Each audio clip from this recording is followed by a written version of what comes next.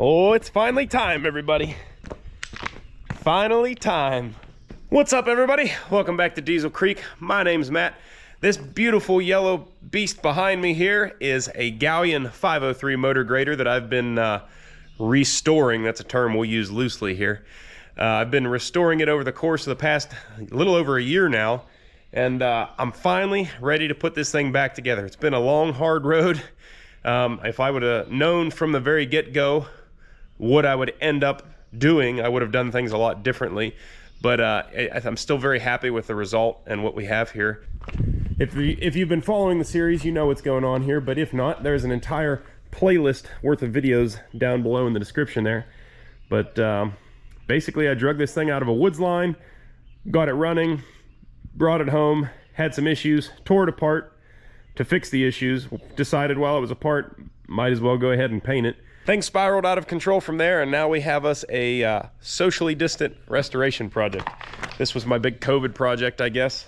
Not that I needed an excuse to work on something like this. This is kind of all I do these days. But yeah, it's a really cool machine. It's a nice size. I can haul it with a pickup truck. It's still a very functional machine. It's fully hydraulic versus a lot of old graders have what's called a knuckle buster system on them. Basically, it's a PTO shaft that runs each function, and it's still very usable as well, but less desirable, I think. So, full hydraulic system on this thing. Side shiftable mold board. This thing is going to be a driveway maintaining beast. So the old grader here has kind of become a real fixture on the channel here, and it's somewhat iconic, I guess, at this point. So to celebrate that and to celebrate the final finishing touches on the old Christine here, we've got some new merch dropping in the store over here. Check out that shirt, guys. You probably only see a little bit of it here on the video. Check that shirt out in its full detailed glory on the website. It's an awesome design I've had done, and I'm really, really stoked to offer it to you guys. I think it's going to be a great way to celebrate finally finishing this project. Oh, I forgot about the bad lights. Sorry, bear with me, it'll only last a second. So I have a bunch of parts scattered everywhere for this machine because it has been apart so long. So to put this thing back together, we first need to start with the engine here. Got it on the hoist. Oh man, I don't know how that got dinged. I gotta touch that up. So I gotta get the engine brought out here so we can pick it up with a skid steer and lower it back down into the body there. And that'll be fun. So we gotta put the clutch together for that. And the story of this clutch has been about a year in the making now. Actually, the clutch is the whole reason I even took the machine apart in the very beginning. And now we finally come in full circle. A year later, we can put it back together. So now I need to dig through all these boxes and try to find the right bolts to even put the thing together. So I'm gonna do that while you guys catch up by watching this old segment that never made it to YouTube yet. All right, this is our pressure plate from the clutch pack for the grader. This side is not as bad as the flywheel side, but since I'm getting that side turned, I should also get this side just cleaned up nice too. And I'm also concerned that there was so much rodent urine down in here that heavily pitted and rusted the clutch pressure springs. So I'm concerned that they're not gonna function, basically. So let's knock this thing apart and see what kind of damage we got. And hopefully I can find some clutch springs for this thing. And hopefully these nuts come off. Ooh, wow, there was one. Nope, that one's not coming. Two. 2 out of 3 ain't bad, huh? You know what that might actually be? A candidate for a nut splitter. So I had a commenter the other day comment on one of my videos that I was torching off a bolt in or something, and they said, you don't need a torch, you need a nut splitter. To which I replied, I have one, and I've never actually used it because no matter where I ever try to use it, it doesn't fit. You can't get it in there. And you can almost get this one in here. We're gonna maybe try it. See, it's got this blade on one end, and then you run this thing in on the other side, and it's supposed to pull the blade through the nut and split it.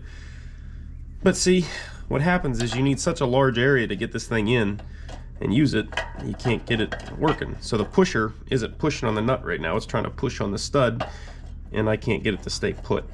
As soon as I start putting pressure on it, it like goes off course. I might have it there.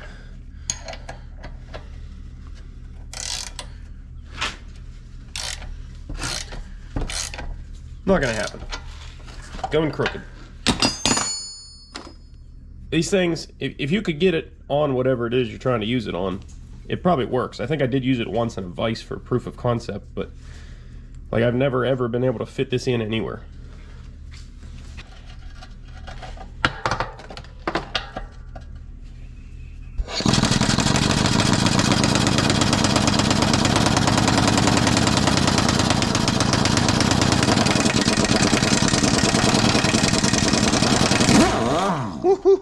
We got so lucky on that one.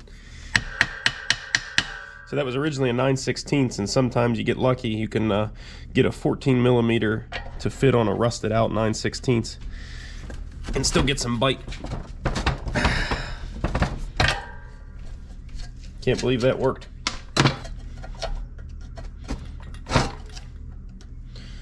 Now the real fun part. Getting these things to thread out of here, because I believe they are threaded.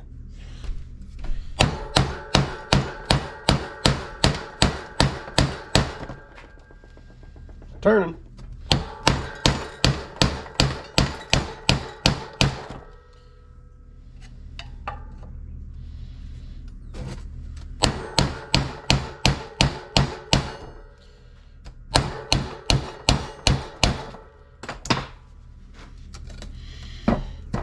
Not really hurting the hands, but it's turning.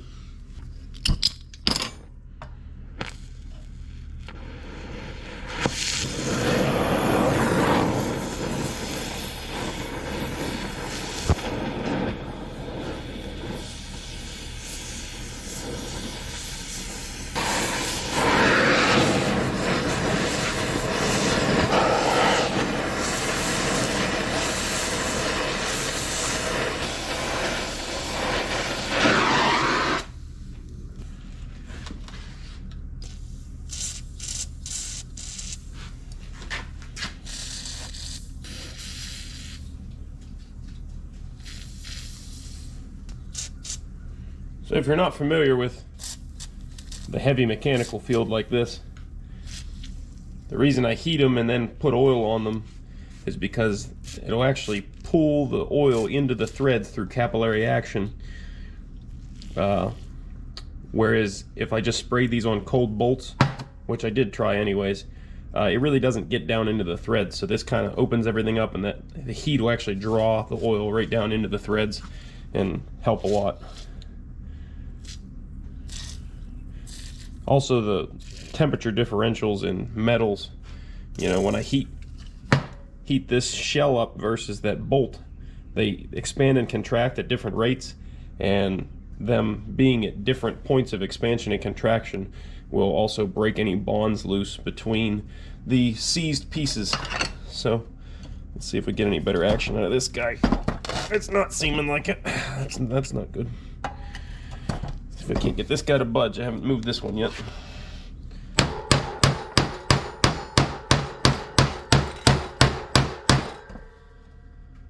It is moving, but not much. Good gravy, that thing's in there.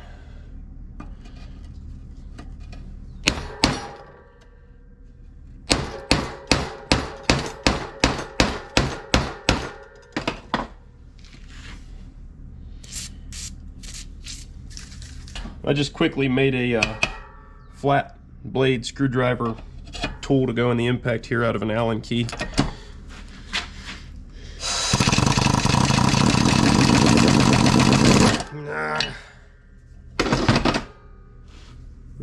Didn't break anything, at least.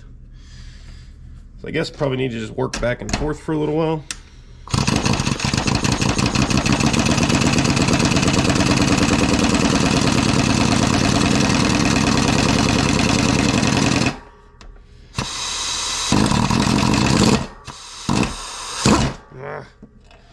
It's hard to get the control out of this.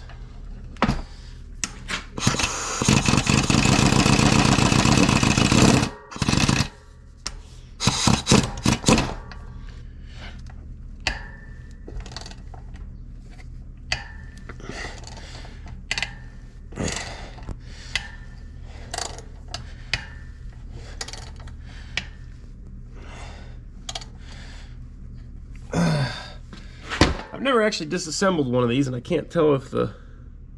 No, the threads have to be standard because the nuts came off the right way. Oh man, this is becoming quite the pain.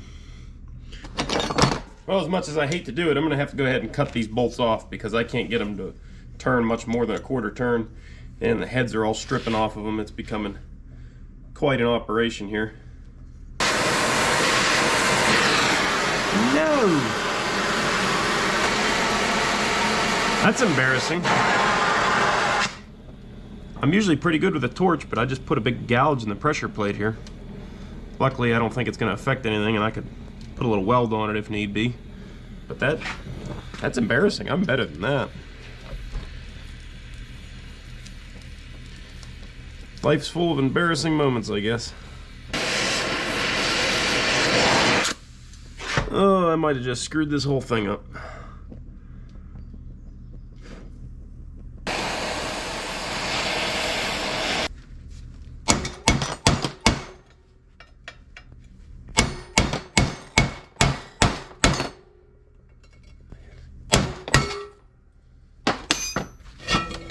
Ugh.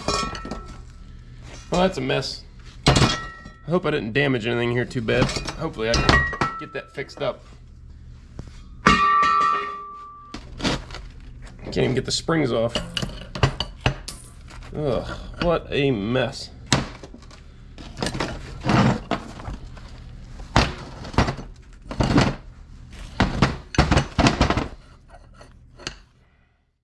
Alrighty, well, I got the engine wheeled out here into the daylight for the first time in quite a while, and we are just about ready to pick it up and slap it in the machine, but we do have to install the flywheel and the clutch in here first. So the clutch, as you saw, was an absolute disaster when I took it apart. Now, I had one of my awesome subscribers. I mean, I literally probably couldn't have gotten this thing back together, at least not for the price that I am, without one of my subscribers. I mean, this guy went above and beyond the call here to help me out. He probably put 20 hours, I'll bet you, into researching and calling around to different places that could finally rebuild me a pressure plate for this clutch, okay? We're talking about 1960s stuff that wasn't super plentiful even back then, so it's getting pretty hard to track down parts for. But yeah, brand new pressure plate for this thing. I think, now it's been a year since I did this, but I think when I was looking around on my own, the cheapest I could find this thing for was like $1,200. And he was able to track me down one, and I think I ended up paying like $200 or $220 for this thing or something. And they were originally supposed to rebuild the one that I sent them, but it was just so bad that they sent me back this. It is all brand new. So big thanks to him. He knows who he is. I don't know if he'd be happy with me saying his name on the internet or not. But so the flywheel here, I had this thing cut down at the machine shop because it was pretty nasty whenever I took it out. You can see there's some cracking down in here. I forget the term for that. I just call it heat cracking. Basically, it's fine though. It doesn't matter.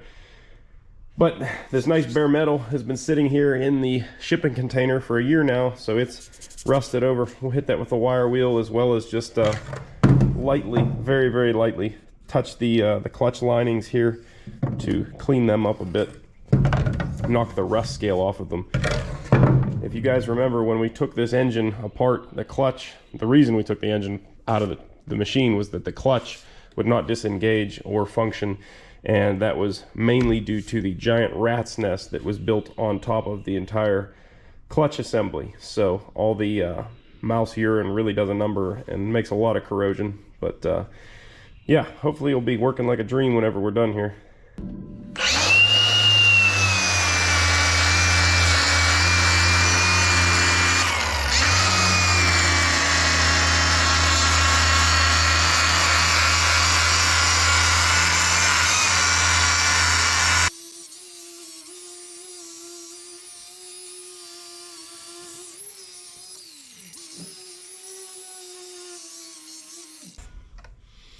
All right, I'm gonna hit that with some brake clean, get this little bit of oil residue. I just tapped out these bolt holes.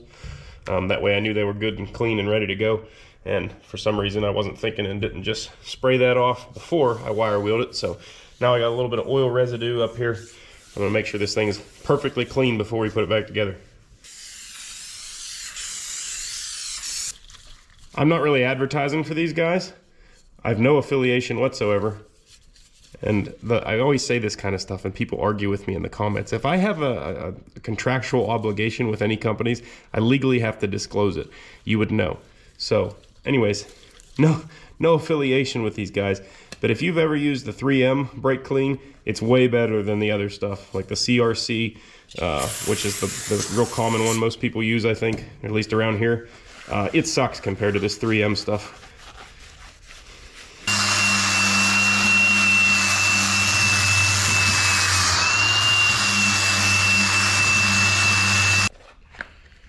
We should be able to go ahead and install our new pilot bearing now. I've had this bearing sitting on the shelf for a year now, and I just pulled it out of the box. China. Irritated about that. I've gotten a new bearing supplier since I ordered that, but I probably can't return it now. So, and as little as I'm going to use this grader, it'll probably last quite a while.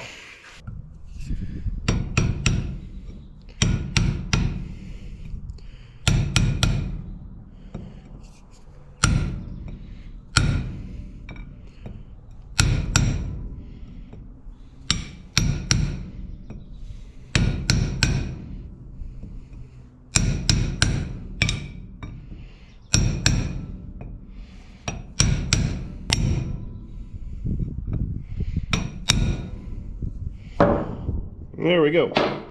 Bottomed out nicely. So people yell at me sometimes when I drive bearings in like that.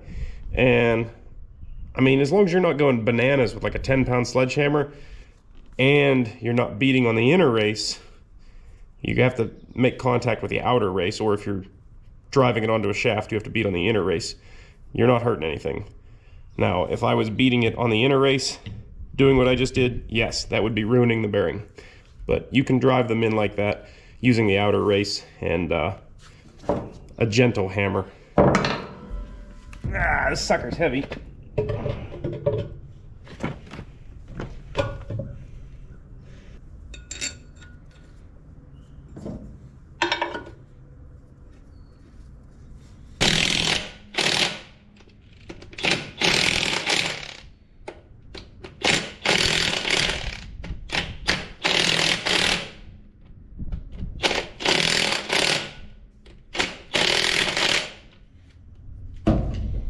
Be sure when you reinstall your clutch friction plate here, you stick it on the proper side. This has a sticker on it that says flywheel side, so like so.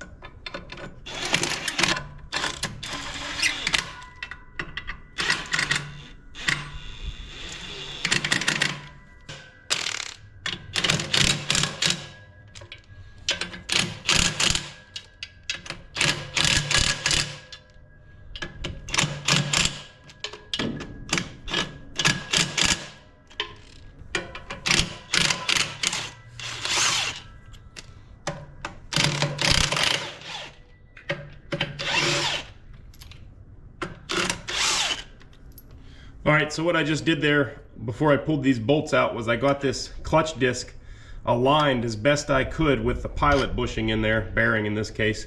And then I pull these bolts out, which releases the tension on the pressure plate and locks that plate in place. So yeah, it's very tough to get this thing aligned perfectly without the proper tool to do so. I don't have one, and I don't know, it's probably pretty hard to track one down for something like this. I'm just guessing. I don't know if that's a common spline or not, to be honest. And actually, I just looked at the bell housing flange that we're bolting up to on the machine, and there's an access port up here about yay big, and I think it's going to be perfect. I can actually reinstall these bolts to cage the pressure plate, and then that'll help us install this engine a lot easier, so we can get the spline through here and get it aligned with that pilot bearing in there, and then pull these bolts out and it'll all lock it together. Because yeah, if you've ever done this, you know it's quite a pain.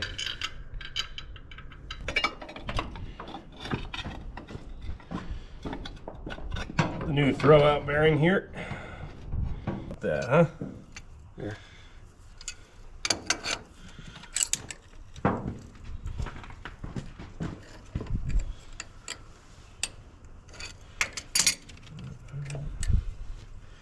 So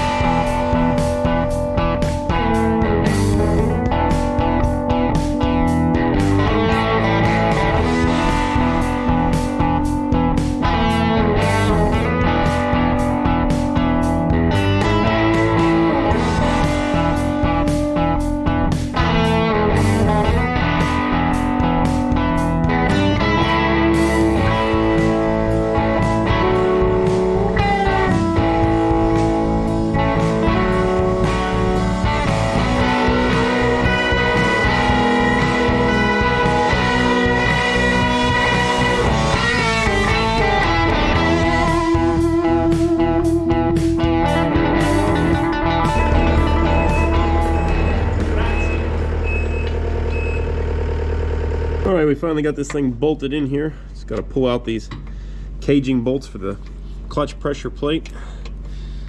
And this part will be done.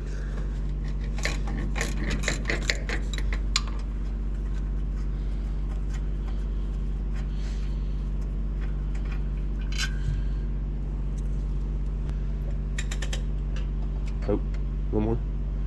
Oh, right there. Two. Only one, man. Bang. Number 3. We can button this kitten up.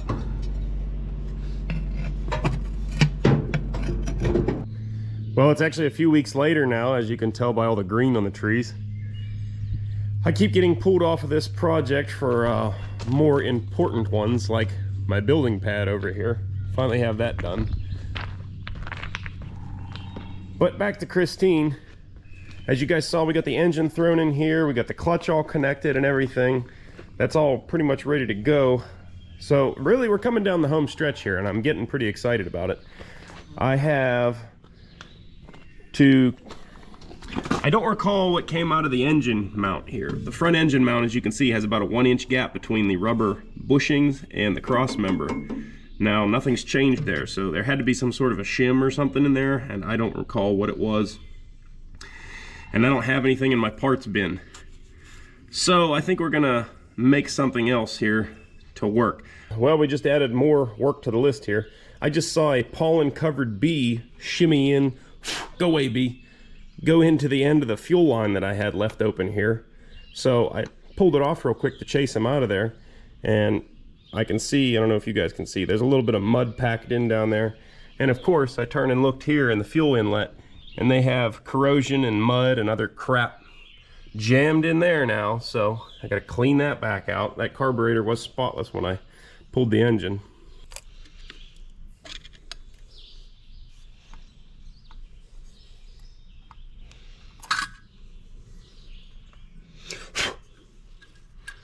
Well, that's good news. The carb still looks clean. I should be able to just put the air right to that spot right there, and it'll blow this junk out. And then I think I can unscrew this piece and really clean it good.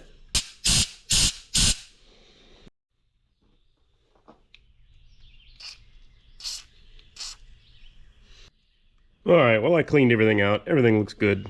So I think we can safely put this thing back together. And I think I'm going to put some tape over the end of the fuel line this time, so we don't have any more mischievous guests.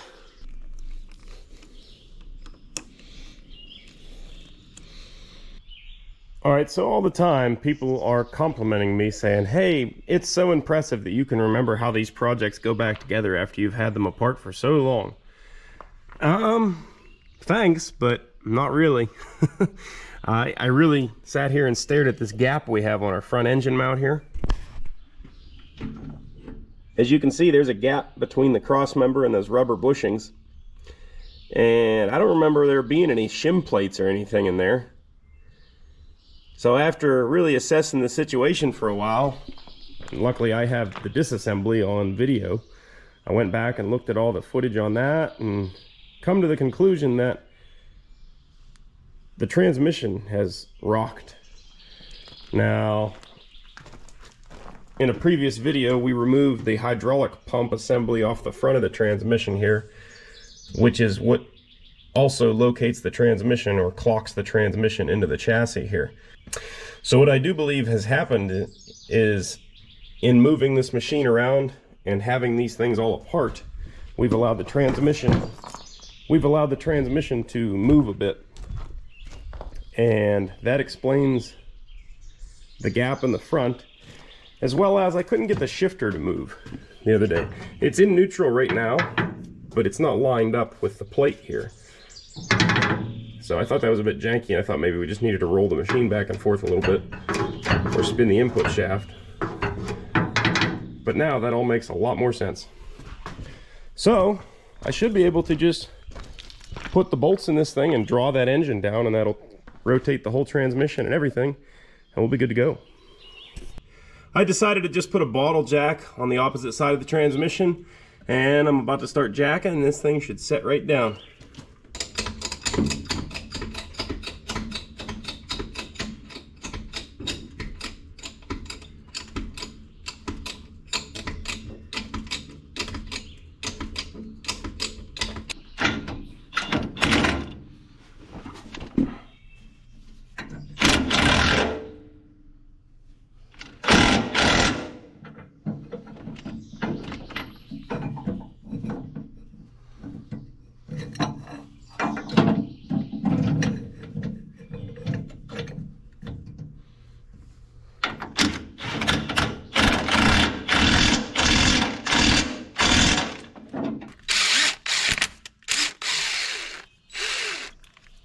Pro tip, if you need to chase some dirt out of some threads and you don't have a tap set with you and you do have an angle grinder, you just take a regular old bolt and just put the slightest little slit down at the end of it.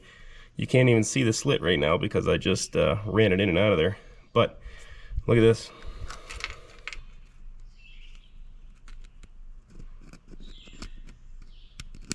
Just having that little release, just having that little relief cut into the bolt allows it to really chase the threads and clean all the dirt and give the dirt a place to go so that you don't jam the bolt in. It works good.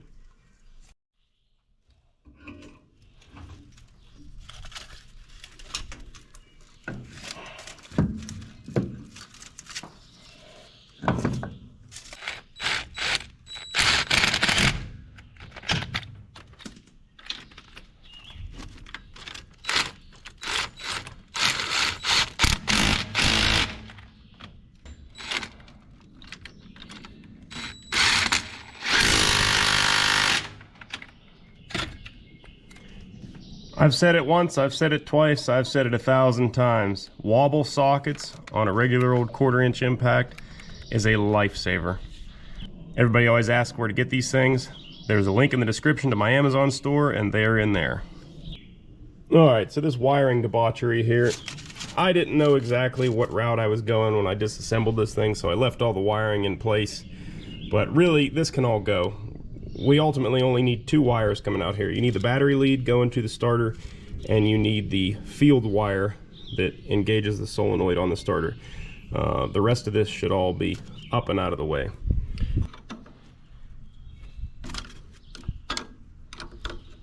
Now, since we've been working on this so long, a lot of you may not have actually seen the beginning of this series, and if you haven't, I highly recommend going and back and watching from the beginning so you can understand how we got here and what we started with. But if you do remember, the starter here worked, but it did not spin very fast. So I'm gonna take all these connections apart. Like I said, we're gonna eliminate all this extra wiring and hopefully clean up the connections and get this thing to spin a bit faster.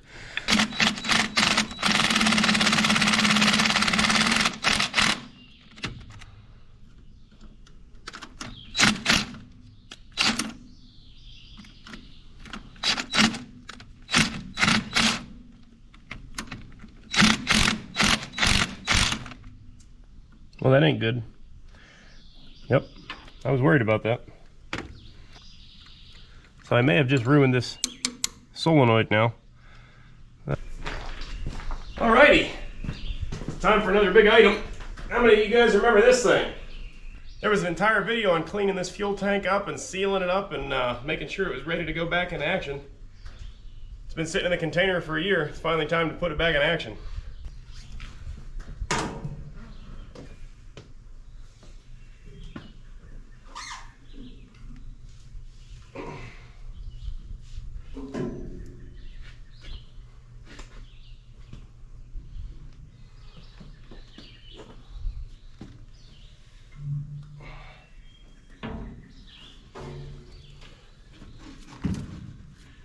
This is one of those trickier ones to do by yourself.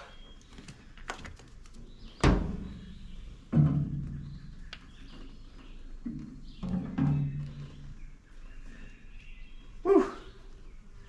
Well, I did that without dropping it, so thumbs up for that.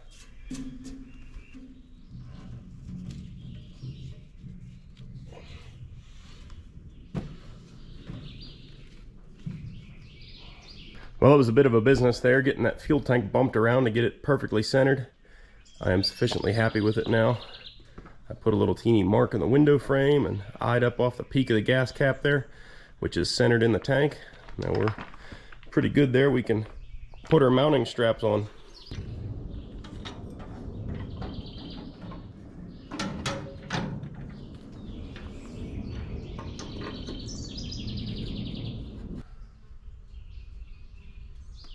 Inch and 3/4. There we go. This is where the devil's at. Here is in the fine details. Not that we've been worried about those this whole time, but do the best we can with what we got at least.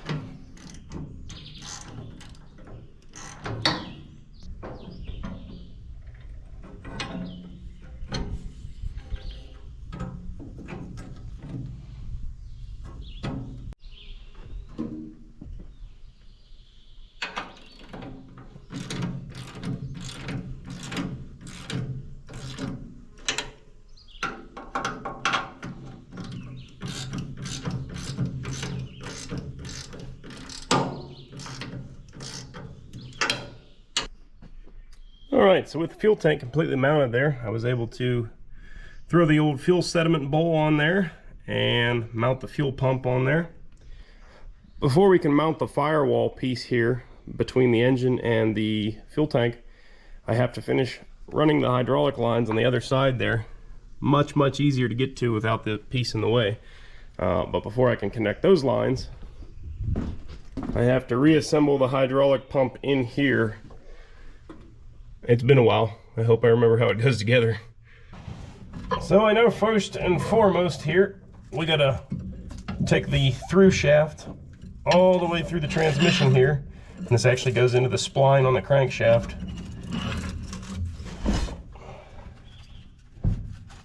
There's a paper gasket shim here that is in very poor condition. I guess the weather probably did that, which is my fault. But I think we probably still need to use it simply because it's also a shim and shims out this shaft in the transmission.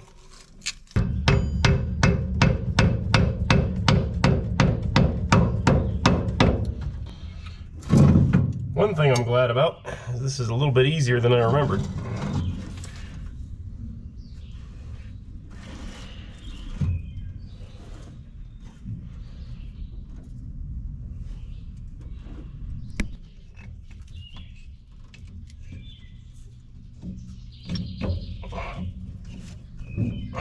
Come on. Get in there.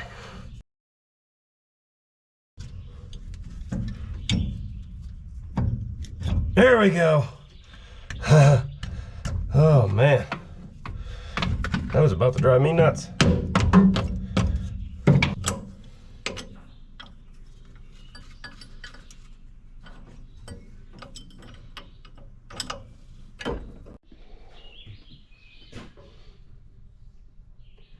Well, we got the pump all bolted in, everything worked out good, everything's tightened down, which means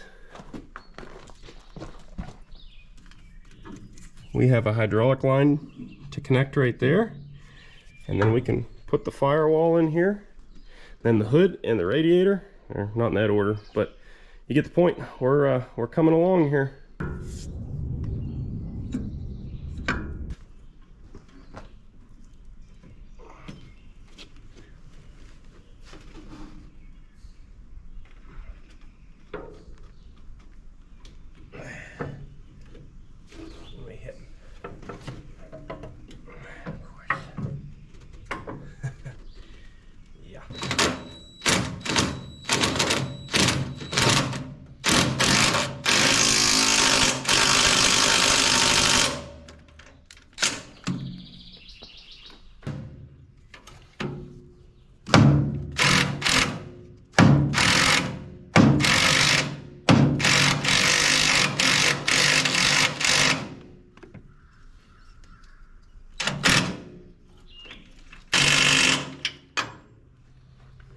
She's tight.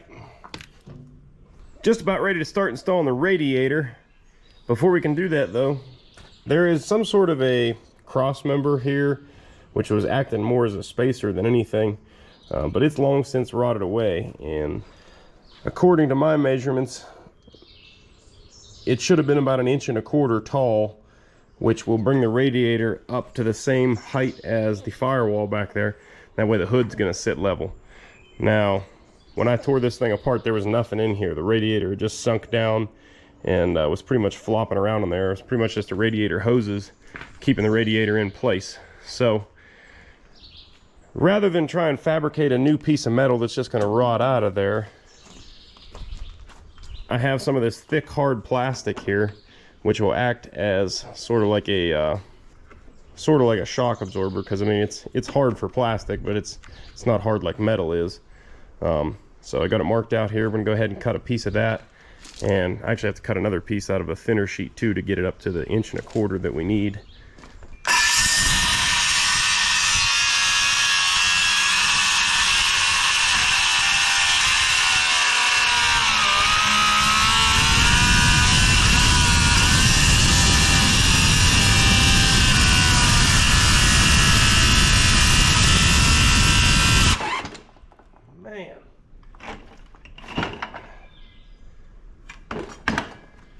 Just makes all this molten plastic and really binds the saw up. This is not fun.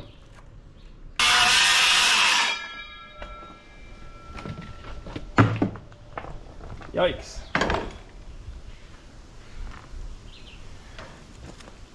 Well, there she be. Gotta drill some holes and ready to go.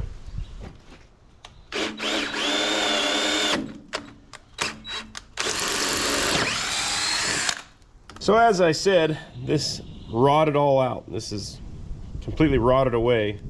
So if we put this thing in here like I want to, you know, we're creating another place for water to lay underneath this plastic now. So I think that old saying is something like an ounce of prevention is a pound of cure. Well, I'm going to try to prevent this thing from rotting away again, even though this should be stored indoors most of the time. I'm going to put a nice thick layer of grease down on here, and that'll compress between these plastic sandwiches here and hopefully keep the moisture from laying in there and rotting that box out again.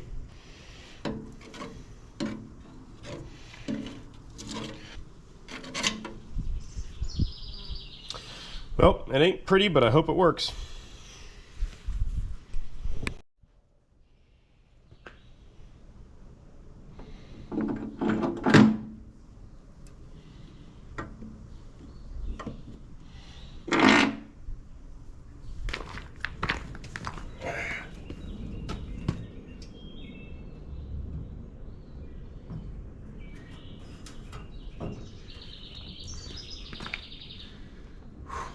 coming together.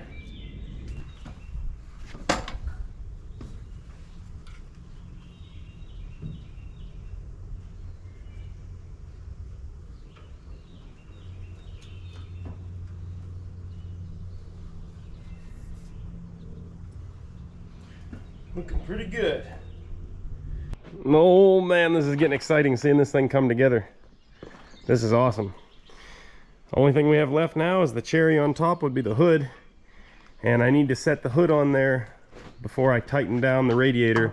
That way we have our spacing set right, because we have bolt holes on top of the radiator and the firewall over there.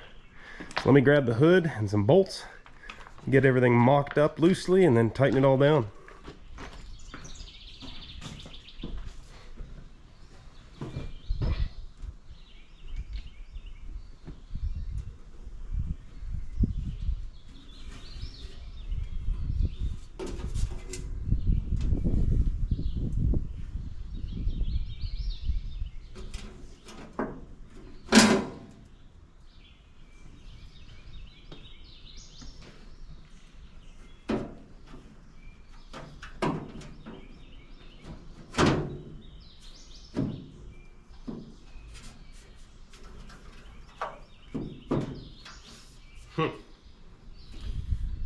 Well, that's a bit disappointing. The yellow on the hood is not the same as the yellow on the radiator here. And I guess that's what you get for spraying things across the course of 2 different years. I think I may have changed the primer color. I think that's probably what's doing it, which is a real bummer.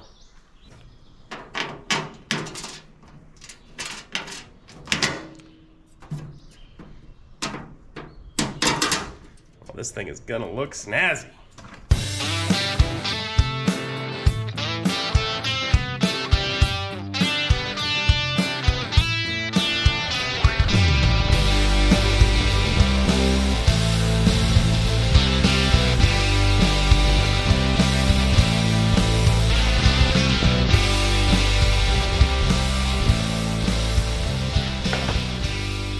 Well, hot diggity, would you look at that?